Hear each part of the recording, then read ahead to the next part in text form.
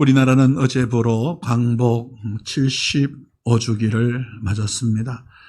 일제 치하의 35년의 압제, 아리따운 우리의 누이들이 위안부로 끌려가고 또 많은 젊은이들이 징용을 끌려가서 일제 어려움을 당했던 고난의 시간이 하나님 은혜로 끝나서 해방을 맞이했던 1945년 8.15 해방일, 그 광복절을 이제 75주기를 맞이하였습니다. 우리는 우리가 국력을 키우고 또 늘 방비해서 그런 다시금 국가적인 위기가 오지 않도록 잘 준비해야 될 것에 대한 교훈을 역사 속에서 받게 됩니다. 우리의 힘으로 3.1운동도 하고 또 독립투사들이 초계처럼 자기 목숨을 내어서 나라의 운명을 구하기 위해서 애썼습니다. 찬사를 보내고 그분들은 존경을 받아 마땅합니다. 그러나 우리의 힘으로 광복이 이루어질 수가 없었습니다. 나쁜 표현으로 하면 외세를 통해서 광복이 이루어졌고, 그러나 우리는 성경적인 시각을 가져야 합니다. 하나님 은혜로, 하나님의 때에, 하나님의 도우심으로 역사의 주관자 되신 하나님께서 이 땅에 광복을 주신 줄로 믿습니다. 광복절이면 우리가 하나님께 감사해야 합니다. 하나님 은혜로 우리에게 해방이 주어졌기 때문에 그렇습니다. 사실 역사적으로 볼 때 노예들이 반란을 일으키거나 봉기를 해서 성공한 적은 없었습니다. 역사적으로 보면 유명한 그 로마의 스파르타쿠스의 난이 있었습니다. 또 우리나라에는 노비들의 만적의 난이 있었죠. 그런데 그 노예들이 한번 질서를 바꾸어 보고, 기존 사회 질서를 바꾸어 보고 새로운 사회를 만들려고 했지만 불가능했었습니다. 이스라엘 백성들도 우리나라와 유사한 역사를 갖고 있습니다. 그들은 35년이 아니라 430년간 노예 생활을 했었습니다. 그런데 어느 날 하나님께서 그들을 해방시켜 주셨던 것입니다. 오늘 이제 그 말씀을 나누게 되겠지만 그들의 힘과 의지로 된 것이 아니었습니다. 전적으로 하나님의 능력으로, 하나님의 때에 그들에게 자유가 주어졌던 것입니다. 특히 출애굽 사건은 역사상 유례가 없는 대규모의 노예 탈출 사건입니다. 출애굽기를 엑소더스라고 얘기하죠. 출애굽, 무슨 뜻입니까? 애굽을 탈출했다. 이집트 탈출기를 기록한 것이 바로 출애굽기입니다. 그 탈출은 하나님의 주권적 역사 안에서 이루어지고 있음을 우리가 성경을 통해서 보게 됩니다. 히브리어를 통해서 보면 이스라엘 백성들은 하비루였습니다. 하비루. 애굽에서 당시대의 최고 하층민으로 보잘것없는 하층으로 여겼던 계급 신분자들이 하비루였는데 바로 노예들이었죠. 이스라엘 백성들이 그와 같은 위치에 있었습니다. 이는 하비루가 되어서 비참한 노예의 삶을 살고 있었는데 성경 말씀 보니까 이것은 우연이 아니었어요. 역사에는 우연이 없습니다. 역사 속에는 하나님의 개입하심이 있고 하나님의 주권적 섭리가 깃들어 있음을 우리는 항상 생각해야만 합니다. 하나님은 아브라함과의 계약을 통해서 미리 말씀하신 바 있었습니다. 이스라엘 백성들이 400년 동안 아브라함의 후손이 노예살이를 하게 될 것과 이후에 하나님께서 해방시켜 주시는데 많은 물질을 가지고 탈출하게 될 것이다, 자유를 얻게 될 것이다 라는 것을 하나님은 아브라함에게 약속하셨고 그 약속이 지금 오늘 본문 말씀의 현장에서 이루어지고 있는 것입니다. 하나님은 신실하신 하나님입니다. 하나님은 약속하신 말씀을 하나님의 때 반드시 이루시는 하나님이시라는 사실을 우리는 기억해야만 합니다. 애굽으로 내려간 것이 야곱의 가족들이 그냥 흉년이 져서 자발적으로 내려간 것 같지만 그곳에는 하나님의 섭리가 숨겨져 있었습니다. 430년, 정확하게는 430년을 그들이 4세대에 걸쳐서 4세기에 넘는 시간에 걸쳐서 그곳에서 노예 생활을 하게 된 것은 우연이 아니었습니다. 그것은 하나님의 예정이었고 하나님의 섭리 가운데 있었던 것입니다. 그런데 우리가 여기서 발견해야 될 것은 이것입니다. 이스라엘 백성들이 처음에 애굽에 내려갈 때, 이집트에 내려갈 때 굉장히 환대를 받았다는 사실이에요. 왜 환대를 받았습니까? 요셉이 구국의 영웅이었으니까 이집트의 구국의 영웅이 되었습니다.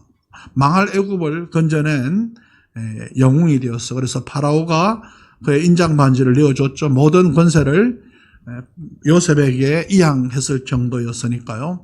그러니까 그 막강한 권력을 가지고 있는 요셉이 자기 아버지와 가족들을 모셨으니 땅도 제일 좋은 고센 땅을 취하게 되고 그곳에서 행복한 삶을 살았습니다. 처음엔 그렇게 환대를 받았어요. 그러나 인생이 늘 환대를 받는 것이 아닙니다. 역사가 바뀌면서 왕이 바뀌면서 또 이집트의 역사를 보면요, 한 왕조가 계속해서 다스렸던 게 아닙니다. 나라의 이름이 같고 바로라는 이런 왕명은 같을지라도 왕조가 바뀌는 순간들이 있었는데요. 이 히브리인들, 요셉을 전혀 알지 못하고 알 이유도 없던 새로운 왕이 일어난 거예요. 그런데 그 왕이 정치적인 해석을 해보니까 히브리인들은 너무 번성을 하는 거예요. 몇 명이 내려왔어요? 70명이 내려왔는데 막 수천, 수만 헤아리들이, 수십만을 헤아리들이 수백만으로 400년 만에 번성하는데요. 얼마나 강력하게 번성하든지 정치적인 위협을 넣었겠습니다. 그래서 바로 왕이 이스라엘 사람들을 탄압하기 시작했죠. 그냥 두어서는 안 되겠다 생각을 해서 어떻게 합니까? 태어나는 남자아이들을 다 죽이라고 명령을 하죠. 그 와중에 태어났던 사람이 바로 위대한 성경의 영웅 모세였죠. 보십시오. 처음에는 환대를 받았지만 이스라엘 사람들이 나중에는 학대를 받습니다. 인생은 롤러코스터입니다. 역사도 롤러코스터입니다. 오를 때가 있고 내릴 때가 있습니다. 기쁠 때가 있고 슬플 때가 있습니다. 형통할 때가 있고 불통할 때가 있습니다.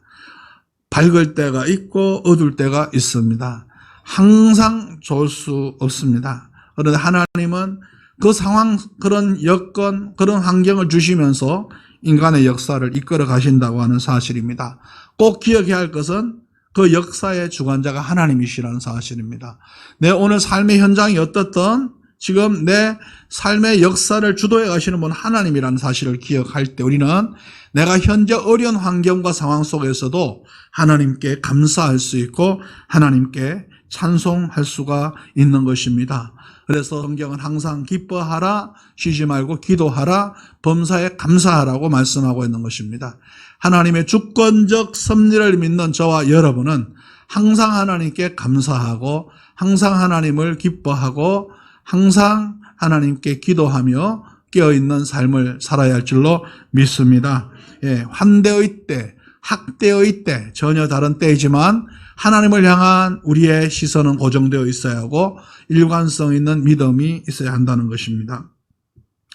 이스라엘 사람들이 번성을 하자 이 파라오가 번성을 막기 위해서 태어나는 남아들을 다 죽입니다. 그런데도 하나님께서 산파들의 마음을 감동시키는 거예요.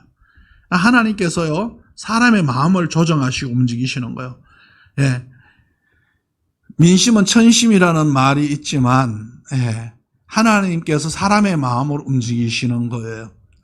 그런데 민심이 다 옳은 건 아니지만, 사람들의 마음이 악하도록 허용하시는 분도 하나님이시는 거예요. 그냥 놔두시는 분도 하나님이시고.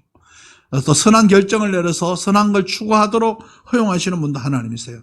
그 책임은 전적으로 인간에게 있습니다. 그리고 우리는 하나님의 편에서 쓰임받는 역사적 인물이 되어야 한다는 사실입니다. 역사 속에 악역이 얼마나 많습니까? 가룟 유다 같은 악역, 얼마나 많습니까? 이 바로 같은 악역을 하는 사람들이 얼마나 많습니까? 헤롯같이 악역을 하는 왕들이 또 사람들이 얼마나 많습니까?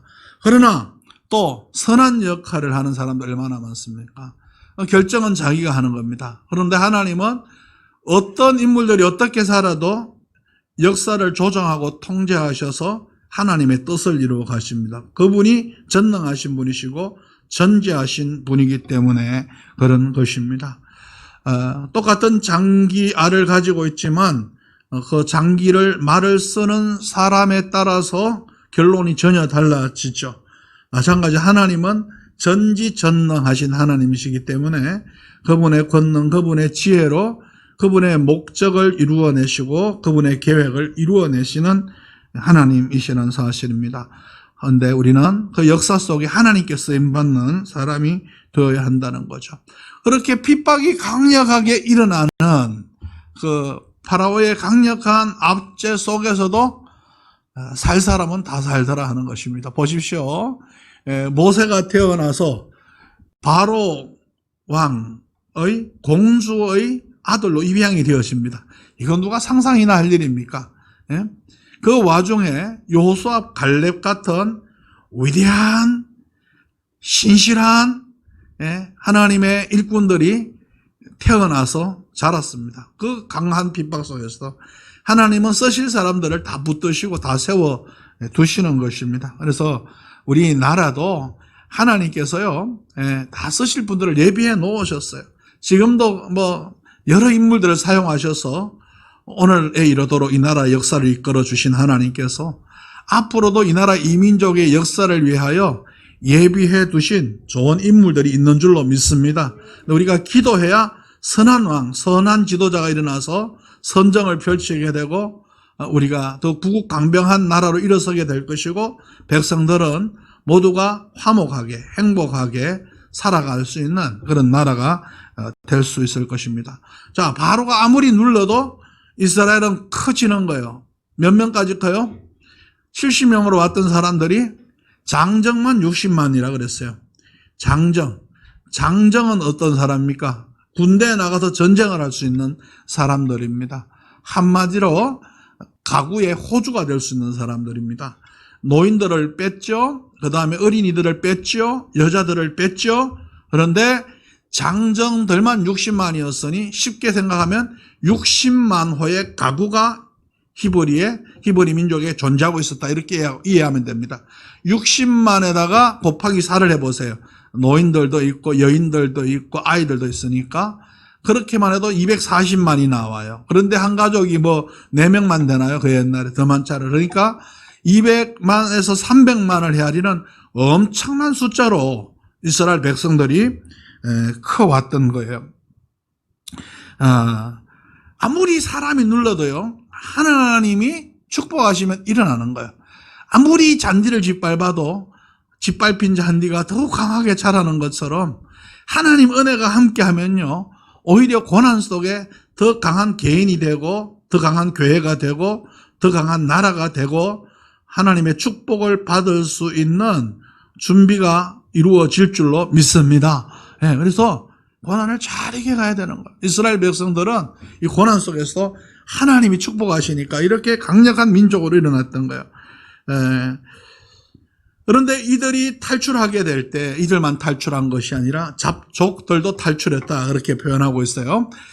그러니까 애굽에서 이집트가 전쟁에 나가서 잡아왔던 노예들을 주로 히브리인들이 일하는 비동 국고성 만드는 이런 현장에 투입해서 노동력으로 사용했던 거죠. 그런데 이 사람들이 그곳에 있으면서 히브리화 되고 하나님을 믿었는지 어쨌는지 히브리인들이 탈출할 때 그들도 함께 탈출한 거예요. 그래서 잡족들이라는 말이 나와요. 그러니까 굉장한 인구가 지금 하나님 은혜 안에서 노예로부터 해방되고 자유를 얻게 된 것이죠. 그것도 돈을 잔뜩 얻어가지고, 그냥 또 좋은 은금 폐물과 또 각 짐승들을 잔뜩 이끌고 갈 수 있게 됩니다. 어느 날 아침에, 누가 상상이나 했겠어요. 하나님께서 역사를 엎을 수도 있고요, 펼 수도 있는 거예요. 그러니까 하나님이 하시면 되는 거예요. 상상할 수 없었던 일이 전개가 되는 거예요. 그래서 우리가 항상 기도해야 됩니다. 우리가 물론 데몬스트레이션을 통해서 뭐 사회 개혁을 하자고 주먹도 흔들고 촛불도 들고 태극기도 들고 다 할 수 있지만 더 근본적으로 중요한 것은 무엇입니까? 하나님께 기도하는 백성이 되는 것입니다. 기도만 하면 다냐? 기도 안 하고 나가면 진짜 다냐? 다가 아닙니다. 아니면 기도부터 먼저 해야 돼요. 기도하면 분별력을 주셔요. 그리고 기도하면 하나님께서 사람을 보내주시고 일을 하시고 역사를 바꾸어 가시는 것입니다. 그래서 가장 중요한 것은 기도해야 되는. 이스라엘 백성들도 탄식하면서 외쳤죠. 우리 야훼 하나님께서, 여호와 제호바 하나님께서 우리를 건져주십시오. 이 백성들의 탄식을 들으십시오 하고 아우성을 쳤을 때 하나님께서 때가 참에, 하나님이 때가 참에 그들을 구원하셨던 것입니다. 하나님의 때가 있어요. 기도가 익어야 됩니다. 그리고 연단의 시간이 익어야 됩니다. 떫은 감을 아무리 따봐야 먹을 수가 없습니다. 잘 익은 홍시, 우리는 시골에서 그걸 가을녘에 이슬백이라 그랬어요. 아침에 나가면 그 이슬백이 잘 익은 홍시가 양대밭 위에, 그냥 콩밭 위에, 콩잎 위에, 양대잎 위에 그냥 살포시 이슬을 머금고 앉아 있어요. 그거를 스테인 그릇에다가 담아가지고 먹어보세요. 세상에 그런 맛있는 꿀보다 더 맛있는 홍시가 있을 수가 없어요. 잠깐 삼천포로 봐주세요. 하나님께서 익혀야 되는 거예요. 익으면 떨어지는 거예요. 우리가 하려고 해서 되는 게 아니에요. 하나님의 때가 있어요. 우리는 하나님의 뜻을 붙들고 말씀에 순종하면서 주님의 때를 기다리면 됩니다.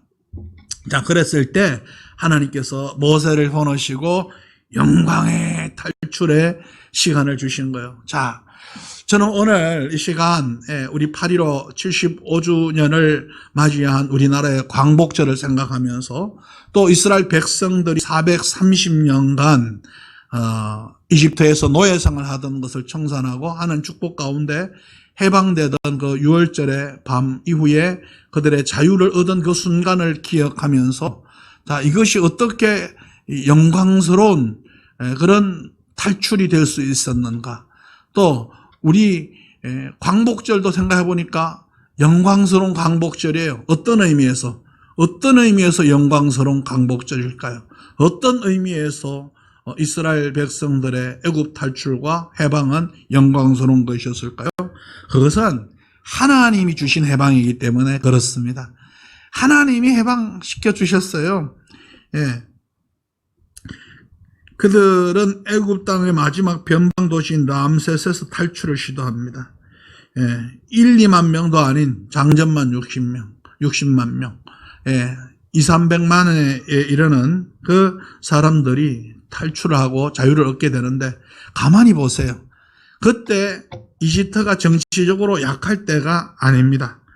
그리고 정치적으로 무슨 혼란기도 아니었습니다. 이집트가 가장 강성하게 일어났던 그 정점에 하나님께서는 이스라엘 백성들을 끌어내십니다. 사람의 힘으로는 도저히 불가능한 때에 하나님이 일하신 것입니다.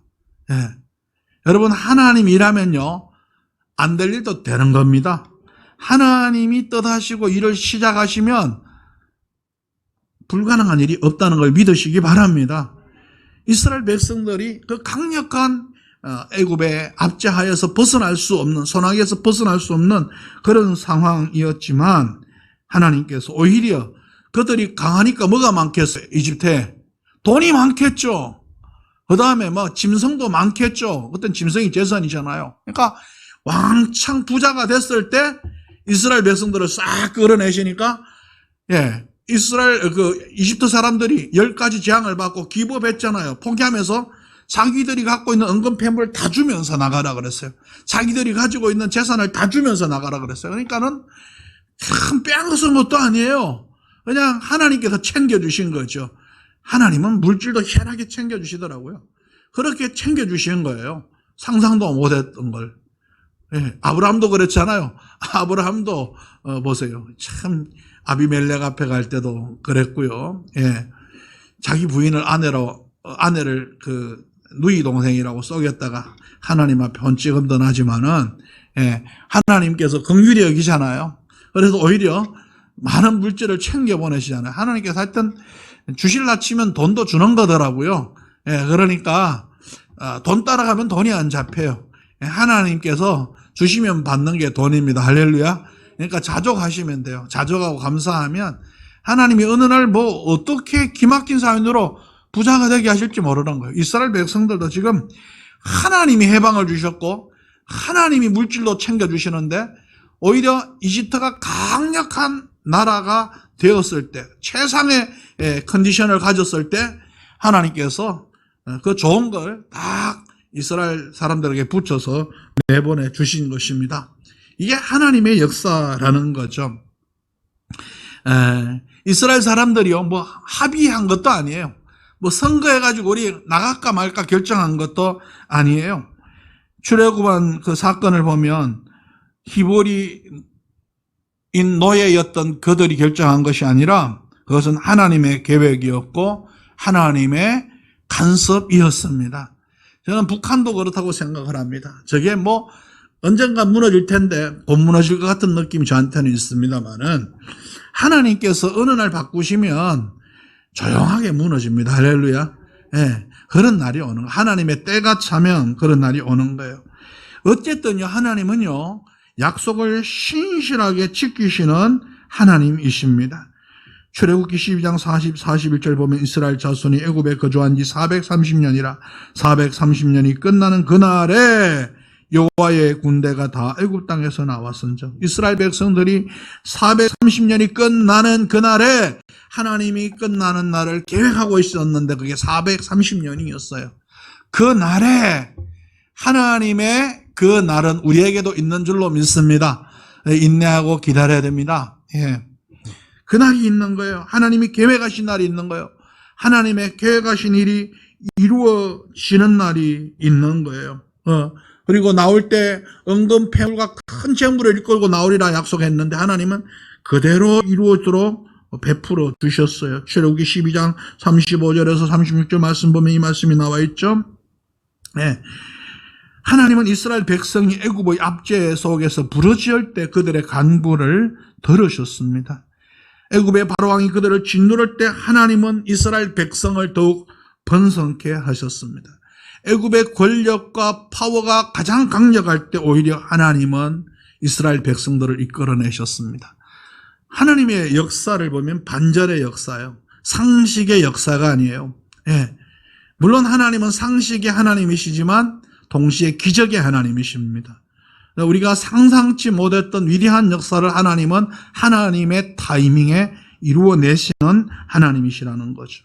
모세가 보세요. 자기가 자기 민족 구원해 보겠다고 저 왕자의 권력과 힘과 파워와 자기의 지도력을 가지고 한번 이스라엘 백성들을 건져내고자 했지만 실패했잖아요. 그리고 40년 동안 미디안 광야에 나가서 훈련을 받게 되잖아요.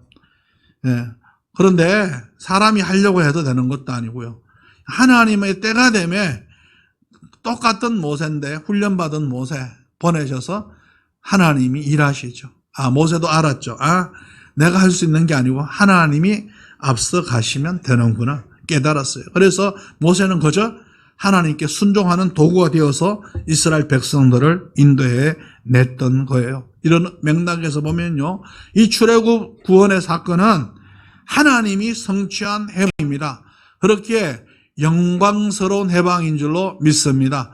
우리나라의 8.15 광복 역시도 하나님이 주신 광복인 걸 믿으시기 바랍니다. 우리가 역사를 잘못 오해하면 이렇게 생각할 수 있어요. 우리가 자력으로 해방이 되었어야 했는데 외세의 힘으로 해방이 되었구나 그렇게 생각하잖아요. 그러나 하나님은요, 그 외세도요 하나님이 이용하시는 힘이라는 사실을 우리는 기억해야 합니다. 고종 황제가 얼마나 밀사들을 보내면서 해방하려고 애를 썼어요. 해방이 되려고. 국권을 다시 찾으려고, 회복시키려고 애를 썼어요. 보니까 천주교 교황에게도 막 편지를 쓰고, 예, 그 다음에 밀사를 보내서 이곳저곳에, 예, 조선이라는 존재를 알리면서, 예, 국권을 회복하려고 얼마나 애를 썼어요. 안 되잖아요. 또 우리나라 민족 전체가요, 태극기를 들고 3.1 운동을 3.1절에 독립만세를 외치면서, 대한독립만세를 외치면서, 나가서 유해를 낭자히 흘리면서, 예, 국권 회복을 위해서 피를 쏟았잖아요. 또 독립투사들이 이곳저곳에서 자기 목숨을 초계와 같이 날리면서 희생했잖아요. 그러나 그건 다 필요한 과정이에요. 물론 그분들은 마땅히 칭송을 받아야 해요. 그러나 그 힘으로 이 나라가 해방된 게 아니에요. 이건 전적으로 역사의 얼개 속에서 하나님이 조정과 통제하심으로 우리나라가 해방된 거예요. 그런 의미에서 이스라엘이 해방된 것과 큰 다름이 없다 생각이 됩니다. 하나님이 주신 해방, 하나님이 주신 8.15 강복인 것을 믿으시기 바랍니다. 영광스러운 강복이에요. 예. 하나님께 감사해야 되는 거예요. 예. 또 이 이스라엘 백성들의 출애굽이 영광스러운 이 놀라운 축복의 강복이 될 수 있었던 것은 그들이 죄와 사망의 땅에서 해방되었기 때문에 그렇습니다. 애굽은 어떤 곳입니까? 우상이 생하던 곳입니다. 자연과 동물을 숭배하며 신으로 삼던 곳이었습니다. 나일강을 지키는 신이 있다고 믿었습니다. 그리고 그들의 최고의 신은 태양신이었습니다. 예. 우상의 나라였어요. 그 우상의 나라에서 하나님만 섬길 수 있도록 그들을 인도해 내신 거예요. 저 북한도 보십시오. 민족의 태양이신 누구요? 김일성 아바이 수령 동지. 민족의 태양이래요. 동상을 만들어 놓고 거기 절하고요. 그냥 가장 좋은 위치에 그들의 사진을 붙여놓고 절하게 하고요. 완전히 그리고 11조를요 그대로 본떠가지고요 자기들의 통치 사상 이념을 만들어내고요. 저 땅이요 완전히 지금 애굽 땅에 내가 볼 때는 완전히 지금 우상의 땅이에요. 저 북녘 땅이. 하나님은요 우상의 땅을 오래 두지 않습니다. 예.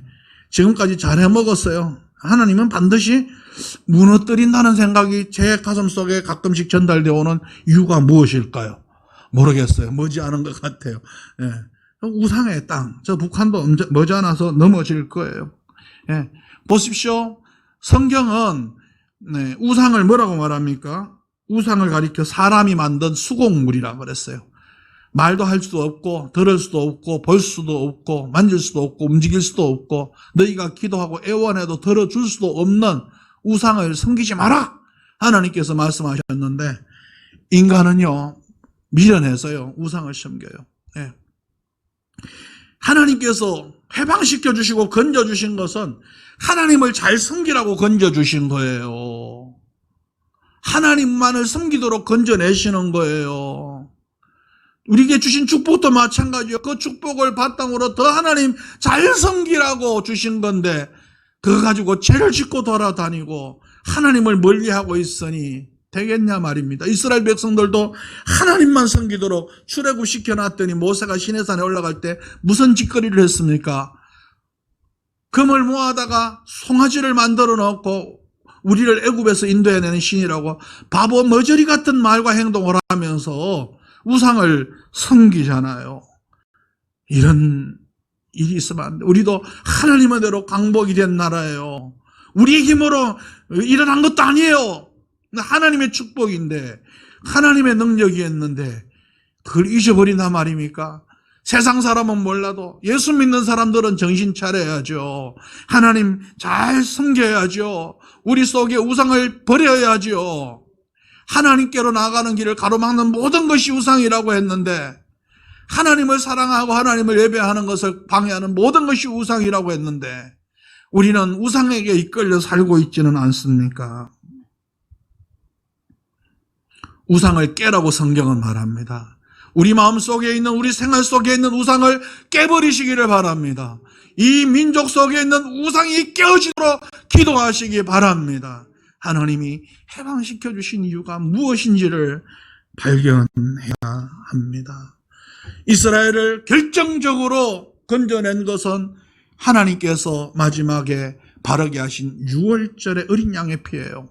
이사야 말씀 보니까 모든 성경은 짝이 있다 그랬어요. 구약 성경은 그림자요, 예표요, 신약 성경은 실제 열매고 결과이고 현상입니다. 그런데 이때 유대인들이 문설주에 발랐던 어린 양의 피는 뭘 상징한다고요? 예수 그리스도의 보혈을 상징하는 거예요. 예수 보혈의 능력으로 우리는 구원을 받았습니다. 우상을 숭배하면 안 됩니다. 하나님을 사랑하고 우리를 구원하신 예수님을 사랑하고 그분만을 섬겨야 할 줄로 믿습니다. 금송아지 사건은 하나님 진노를 받았습니다. 이 민족이 계속 우상을 섬긴다면 하나님이 어떤 채찍을 들어치실 줄을 모릅니다. 이 한국 땅에 교회가 정신 못 차리고 주의 종들과 주의 성도들이 깨어있지 못하고 하나님 곁에 서 있지 못하면 하나님께서 어떻게 채찍질할지 모릅니다. 저는 그것이 두렵습니다.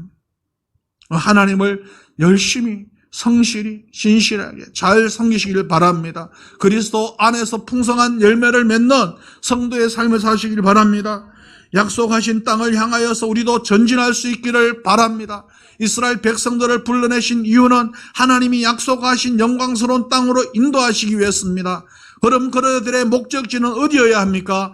가나안 땅이어야 하는 것입니다. 우리의 가나안은 어디입니까? 영원한 천국입니다.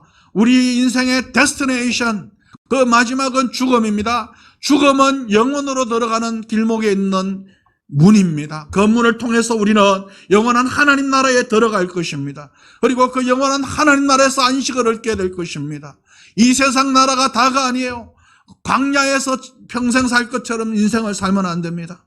영원한 하나님 나라를 바라보며 그 영광스러운 나라의 기업을 쌓고 주님 앞에서는 그날 주님께서 칭찬하시고 상 주시고 주님께서 우리를 안으시며 축복하실 수 있는 그 때를 준비하며 살아야 할 줄로 믿습니다.